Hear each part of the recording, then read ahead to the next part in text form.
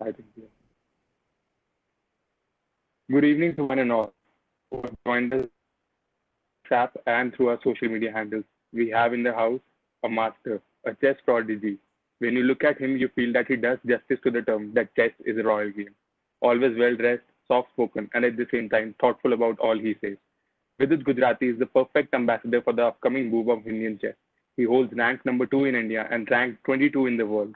He became Grandmaster at the age of 18 years. He has represented India in two chess Olympiads, a two-time team champion, and two World Cups. He is also a brand ambassador for the All India Chess Federation for the Blind. We have amongst us today a chess prodigy, a counter-strike expert, and a budding comedian. Here is to you. It's indeed a pleasure to have you with it. Thank you so Can we have much. the My pleasure. opening remarks? Can we have some opening remarks? Um, well, I'm very happy to join in, and I'm looking forward to like what all questions. And I like in the intro that you put budding stand-up comedian. So I guess you're following the streams, and that's where it came from. So I put a counter-strike expert as well. yeah, yeah, which actually is true, but not the previous one. It's indeed a great pleasure to have you, sir. If you allow us with it, shall we pursue with the questions indeed directly? Yeah, sure. We can go ahead. Perfect. So I have been a ardent follower of you since you started streaming and since you came up on the scene. What is that one quality that you think that sets you apart from other top Indian players that you have reached rank number 2? Other players like Adiban, Hari Krishna, and others. What is that one quality? One quality, if I have to pick one. Well, I think I really like dislike losing, and whenever I have like a bad tournament or something like that, it really motivates me a lot to perform better. I kind of fuel it, like all the negative emotions. I kind of fuel it for my next event, and that's one thing which I feel. I mean, the point where like the anger which I get, or like the burning desire to win in the next tournament, that's I think is more than the other players. I think everybody in chess doesn't like to lose, but how you react to it kind of I have very strong emotions when it's connected to that. So I think that's one could be one thing which is a little bit more unique. Okay, perfectly, and that's visible in the quality of the games that you have played. Vidit, you have been an ardent follower of Om Swamiji. So, what is that Yes. one single piece of advice that you think that we should take home as a student community, as 400 people seeing this event, and our event being the biggest virtual summit in Delhi University? In the morning sessions, we had big names coming up. So, what is that one piece of advice that you think that is not related to the purpose of being successful, but to the ultimate purpose of life?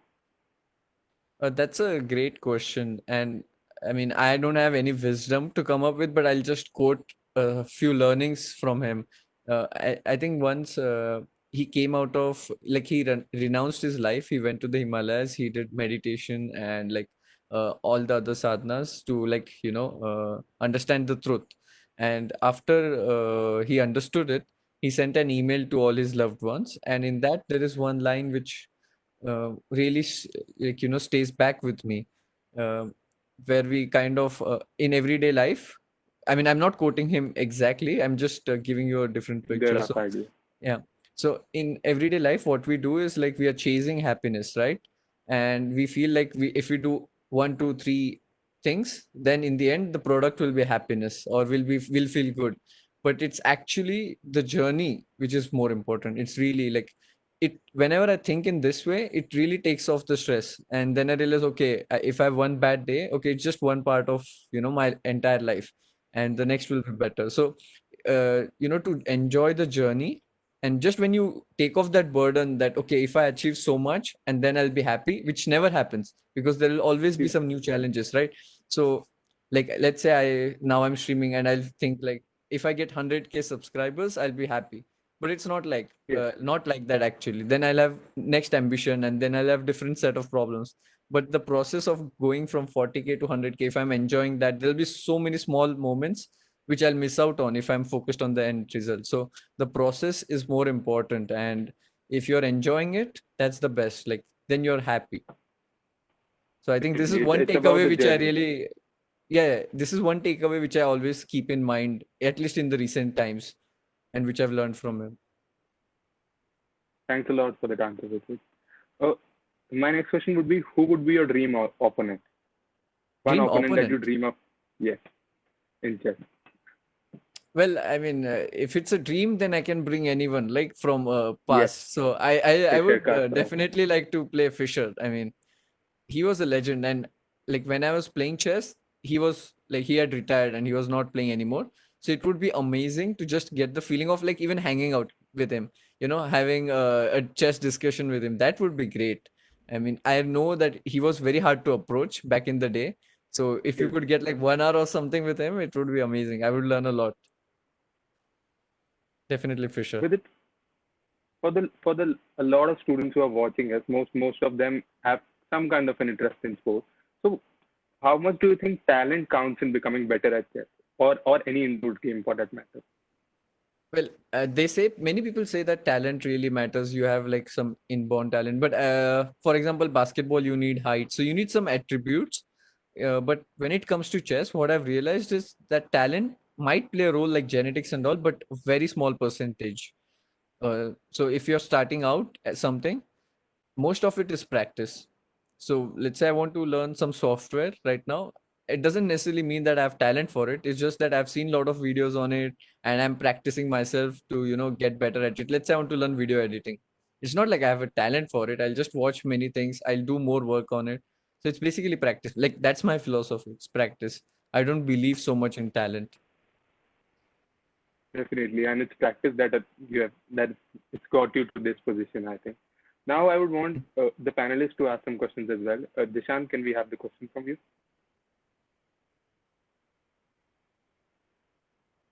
Sir, you were telling about problems. Is that Yes. audible? Yes, Yes, yes, you I are. can hear you. You were telling about the problem. So tell us about the problem which you faced, in which a new beginner will play chess as a beginner, he will face in the upcoming years or in his beginning. So, does it imply that someone who is very young or age doesn't matter? I think what he meant is doesn't matter. He's just starting at chess. He's say Okay. at a very low elo rating and everything. He's starting at chess. I think if you play someone stronger than you in the beginning and you lose, it can be quite discouraging. Like, the progress graph is very. I hear some echo, by the way. Uh, Sorry about that. Uh, yeah, I think it should Not be an better issue. now. So, It's fine. Yeah. yeah. So when someone is beginning and starting afresh, because I know some of the guys who are doing that, and it can be very discouraging if you lose a few games. So it's very important, how you set up challenges. I think there is a book by Mikhail Csikszentmihalyi, I think if I'm pronouncing it right, and he has this concept of flow, where he says you reach the state of flow when you set the right amount of challenges. So you cannot really play someone very strong than you, then you will lose and that will be demotivating. And if you play someone much weaker than yourself, it will be not challenging. So you're going to win. So it's about picking the right, opponent so that it's challenging. Okay, I can defeat him, but it's not going to be very easy. And if you do that, you will enjoy it more, like, oh, the thrill of getting that win. You might not get it initially, but when you get it, you will feel great. So just I think to pick the right amount of challenge, I think it can be applied to any other field as well, this concept of flow which Mikhail Csikszentmihalyi has mentioned. I guess that would be my advice for the I problems de- which you mentioned. I definitely think that the concept of flow and the thing that you talked about is universal. It can be applied to anything and everything Exactly. except chess as well. So now we have Dipanshu Dabas who will be asking the question from you. Dipanshu, Sure. I think Dipanshu, your mic is turned off. It'll be best if you could turn on your mic first. Hi Vidit, Hi. this is Dipanshu from Delhi University. I Nice to wanted to meet you. ask, how did you manage your studies along with the chess in your early years? As most of the students watching this stream are students, those who are in their early years, then how would you suggest them to manage? uh, That's a good manage the question. Yeah, that's a good Mhm. question. Like, I don't know what age, but at least the school studies, I didn't find them like, too tough, or even like the junior college. I mean, I used to go to tournaments, and just 1 month before the exam, or many times even 1 week before the exam, I used to buy the books and start studying. So, and it was not really a problem because the way it's structured right now, the syllabus, it doesn't really require you to like study entire year. But you can just like, it's based on memorizing things and like learning things rather than learning things. So uh, I think the amount of time we spent in school or junior college, at least for me, it was not so productive in a way. uh, that's why I was like very focused on the extra stuff. Mm, so yeah, I think managing time would be ideal. You don't necessarily need to give 3 months or something for that one exams you have. I think it can be easily managed in like 1 month, for example. And in the like, it's about planning. For example, I was doing 10th grade, and I remember that I had planned my schedule that I'll play certain number of events, and in the last 3 months I'll not do any chess, but I'll just focus on studies. And I had segregated it, so I knew that when the exams come, I'll be completely in the studies mindset. And before that, I knew that when I'm playing chess, I just have to like deal with it, not focus on the exam. So I had a plan kind of, and it worked out. So just having this time management skill, I think that could help, because I think the portion or the syllabus is not really tough, at least in the earlier years. Of course, later on it gets tougher, but until junior college, I didn't think it was that tough. But with it, to counter that point, I think it gets really tough because I am a passer from Shriram College of Commerce, and I've been a very dear friend of Vaibhav Suri as well. I think you know him. Okay. Yes. So it's really tough. If he's in SRCC, he has to perform, and he has come with that. He is participating with a pool of students who are scoring 98, 99, and getting into that college. And he has to play tournaments, obviously, because the kind of professional player he is, he has to play tournaments. And if he's sitting in a class of say 30 people who are scoring, so that puts in pressure on him to study as well as do everything. And I think junior year it's easy. Like junior college, you can manage. Like it's Yes. about finding the time management and everything. But when it comes to like when you are in college or when you are doing post graduation, so it gets tough, I think. Yeah, that's what I said. Because until junior college, it's much easier, and also that is the point where you're confused what you want to do. Like, should you leave studies or not, or you play chess? I think until junior college, you can take that decision, but after that, already your mind has to be fixed. Because let's say after junior college, you'll be what, 18, somewhere around 20, something like that, and at that point, becoming a professional chess player or any other sports, it will be very tough, because in sports the graph sometimes gets flattened, and you have to put in a lot of time. So that decision, if you want to pursue chess or any other activity for that matter, should be done until 18 to 20, I feel. Because after that, of course, the studies get tough, and then managing both, you'll have to sacrifice something. I think until then it's possible to manage, but after that you'll have to take a decision. And I had to do it. Like, I did my graduation, but I knew that it's secondary for me. It was not my main focus.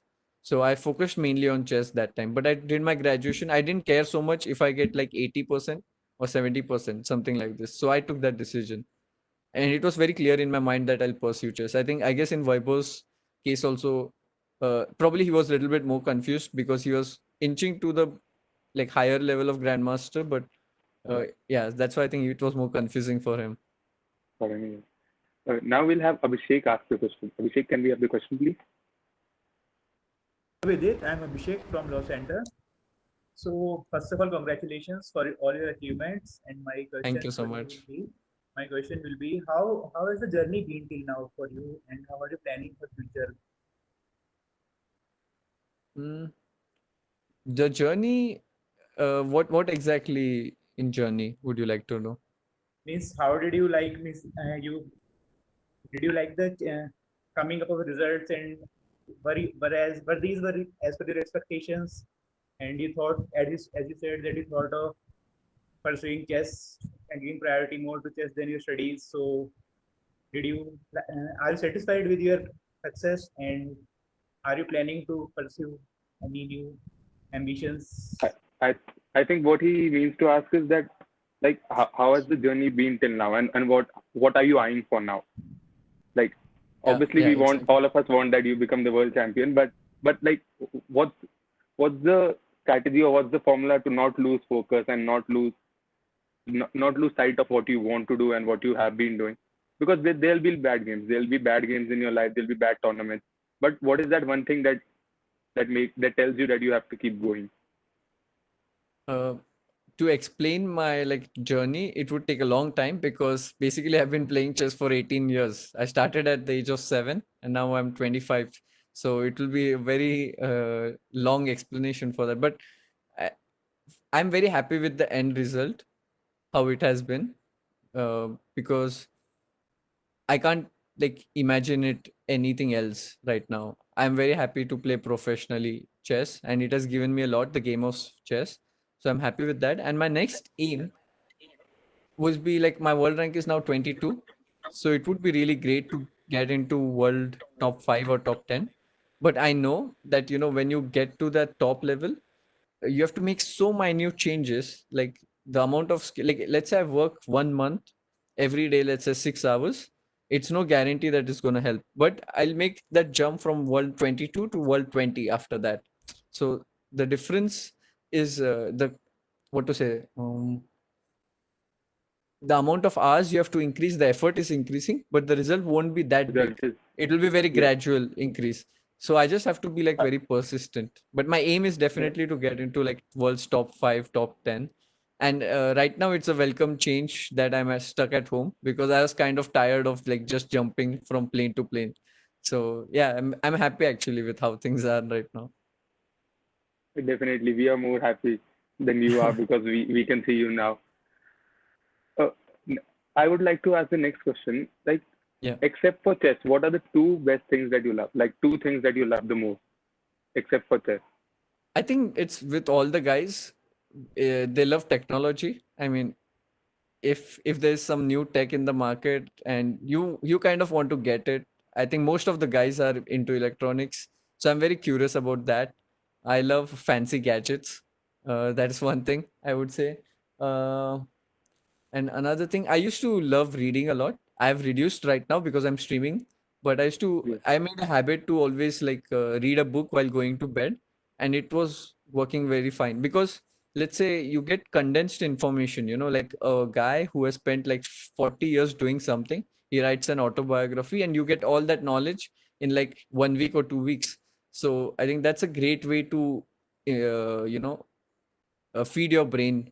I think yeah, it's a balance. I like to do fun things, but also to spend my time doing something which is productive. So it's a mix and match of that. So I have some guilty pleasures of watching Netflix, Prime Video, and all that stuff, of course, because I'm also like I love that some web series or something like that. But the other free time I want to use in something productive, learn something new, learn some new skill, for example. Yeah, that's the balance I try to strike. I think most of the people know that you are how much big Friends fan you are, so we know about the Netflix part.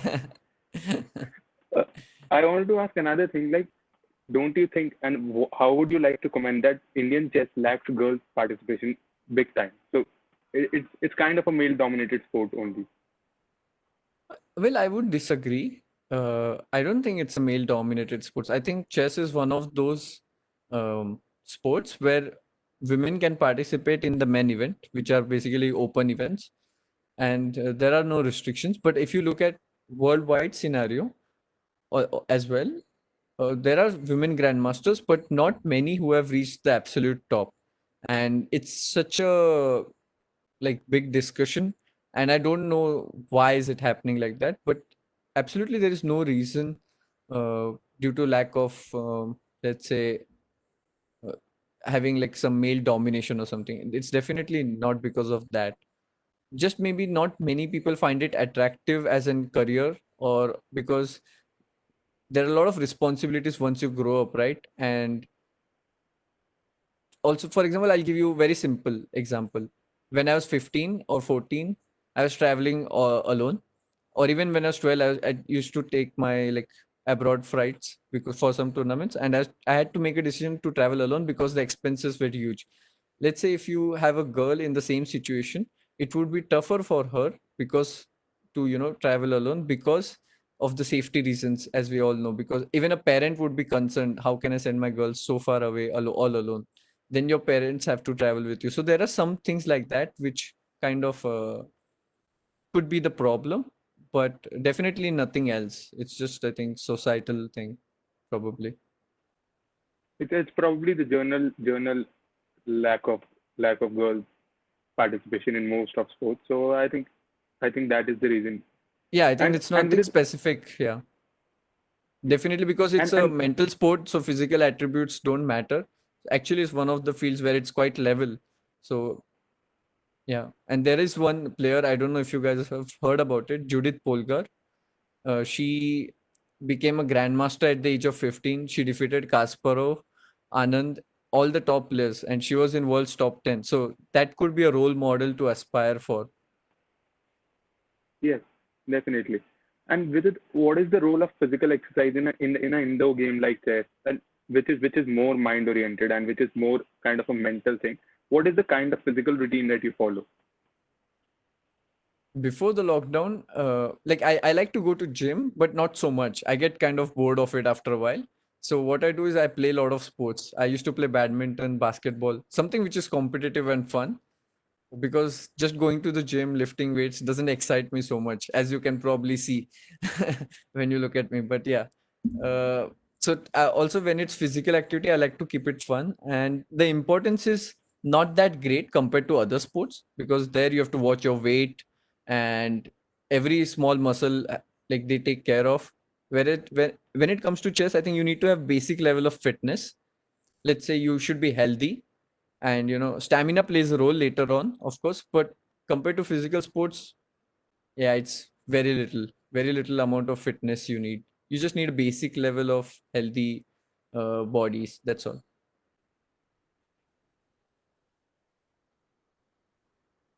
I can't hear you.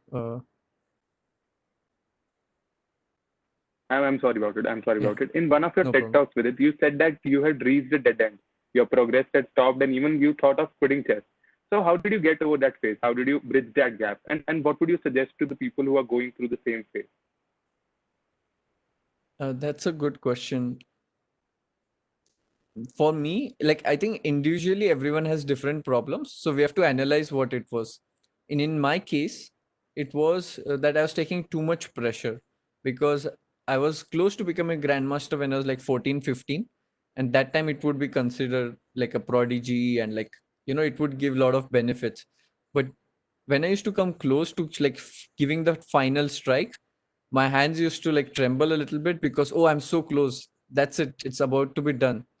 And then I used to make a mistake because I was so nervous at that point. So what I did when I became 18 was I took off the pressure for me. I remember one of the tournaments where I became grandmaster. I was just having a lot of fun in that tournament because I was not thinking about the grandmaster thing at all. I knew that I had put in effort. I knew that I had the strength and the skill. So I knew that that was not the problem, but the mental side aspect of it was the issue. So in that tournament, I took things very lightly. I used to play with my like friends. We used to even do some Counter Strike to just take the pressure off during that event. And I scored the grandmaster norm. So I remember that. But I will not advise everybody to play that. It just depends. You have to analyze for oneself what is the issue. For me, it was the pressure, and I took it off. Definitely, definitely. Now, I think we can have the question from the panelists. Maluk, can we have the question from you? I think her net is breaking. Can you hear her? Yes.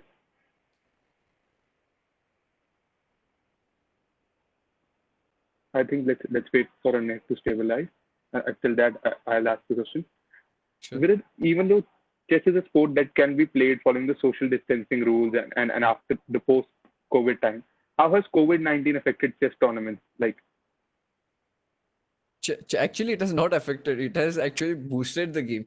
It's affected in a good way. That's what I would say, because there's no other sport right now which you could easily play. And chess can be played online in a 2D version, and now it's also global. So you feel that social connect when you're playing against your friends, let's say from Europe, US. and there's a community which you can hang out with. So it has had a very positive effect. There were many tournaments online, and as I Yes. mentioned in some other interview as well, like after February, there's a feature called Google Trends where you can see what search was, more in some of the Trending, yeah. months. Yeah, Yeah. what's trending? Yes. So chess actually overtook the search Virat Kohli in India after February, and Oh, before that, Virat Kohli's search was like the highest. So more and more people came into the game after that. So for chess, it's actually a boom rather than the other way. definitely. For chess, like now, I think we have built a community out of it. Like that was lacking after the COVID thing, that we have a very strong community, especially Indeed. following your videos and everything. Yes. Indeed. And also Vidit, now I've realized one more like answer to what Dishant has had asked earlier, like what the problem you would face if you're starting out. And I was watching one video where it said like your mind, feels like a dopamine rush when you solve a problem, or hmm, like you solve some mystery, then you feel happy because your mind is like giving you a reward for getting it right. So when you're like practicing chess as well, so if you could make it like little bit fun, or even any other thing, if you could make it slightly more fun, create a challenge for yourself, and when you get it, your mind will reward you like with dopamine, so you'll feel happy. So I think that's a one thing which you could apply to anything which you're trying to learn new. Let's say I'm learning a new software and I decide to edit 1 minute video, and I know how to do it, I'll feel very happy when it's done. Something like that. You keep giving yourself some challenges. definitely. We can see that in your chess rush place. We can see that. Oh, which is the one place except Nasik that you love the most? We obviously know that you love Nasik the most, but one place except Nasik. um, I have fond memories of being in Europe in two countries, basically Netherlands and Prague. Because Netherlands, there is like this chess culture, and we had this one training camp, and we had a lot of fun. We used to go to movies, we used to like cycle around the country, which was very exciting. And it's always very cold, right? So it was a welcome change from like 40 degrees of Nasik, or like, in India. And in Prague, I played some tournaments. I even came like first, second. And also, again, there you can just walk around the city. It's very beautiful. So those two places which come to my mind right now. Definitely with it. And we know how much you love Anish, so we know that connection. Yeah. What are some of the pitfalls that you couldn't miss? Like, but you want youngsters to learn from your mistakes. Like some mistakes that you did, but you want that, like the Delhi University Students Union students who are watching it, or youngsters that could learn from your mistakes. Any life lesson that you want to share?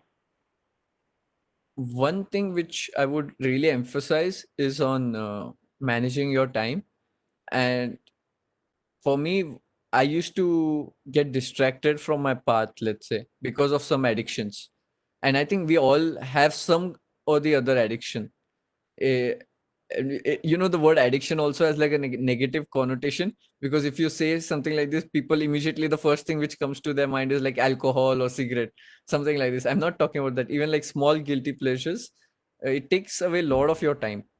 For me, it was sometimes I was not so interested in chess because of the results. I get like bad results, and that kind of shook me, and I was like, okay, let's play games or let's watch some movies, something like this. And it really took away my focus. And later on, eventually, you will realize that time is the most important thing.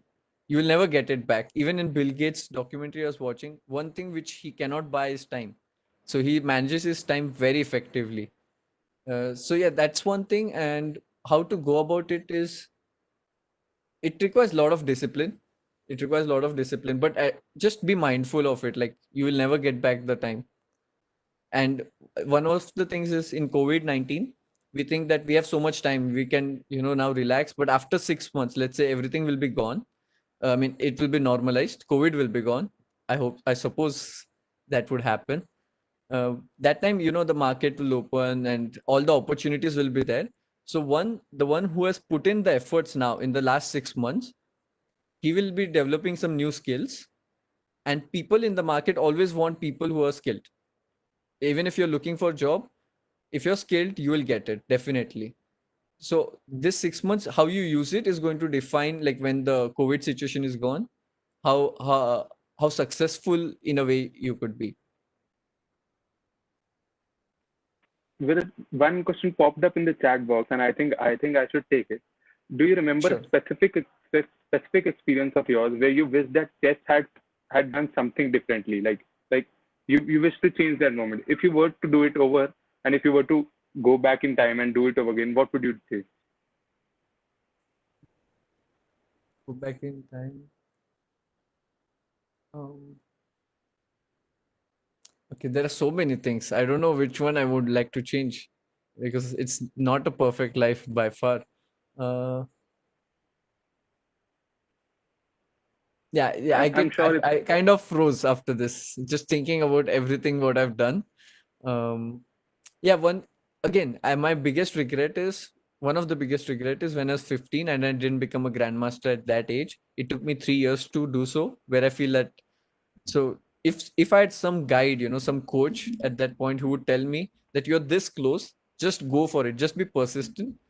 And I would not play any video games back then, let's say when I was 15, or put more time into chess, which I realized later on the hard way due to, like, what life taught good. me.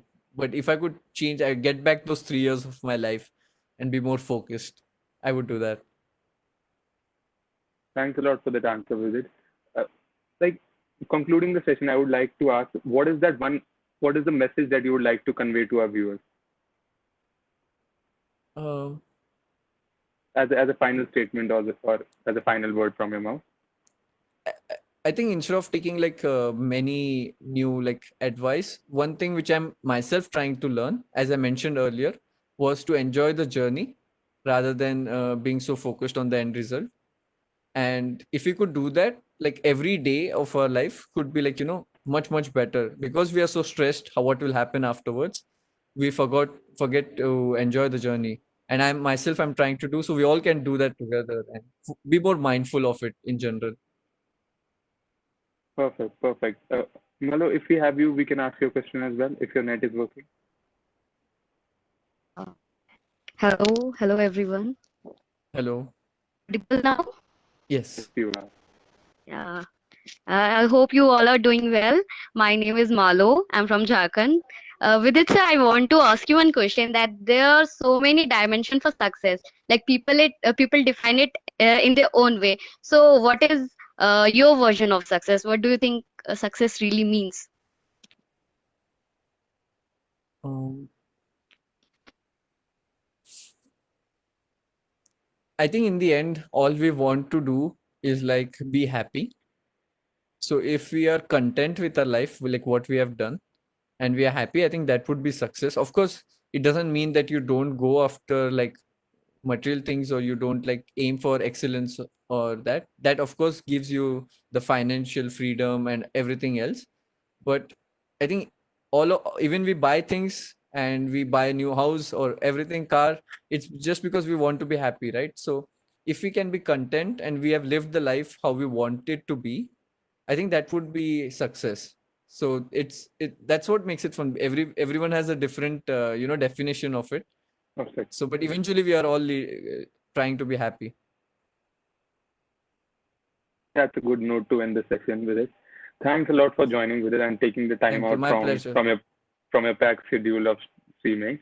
More power to you and best wishes to you from Team Delhi University Leadership Summit in your journey to becoming the world champion. Thanks a lot. Thank, Thanks a lot, thank you Vidit, for so joining. much. Thank you so much. My pleasure. Ex- Expecting some dance videos too. I'll disappoint you on that end.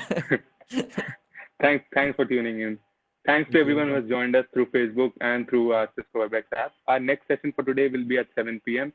Mr. Yogeshwar Dutt, the Olympic champion, will join us anytime soon. Stay tuned, guys.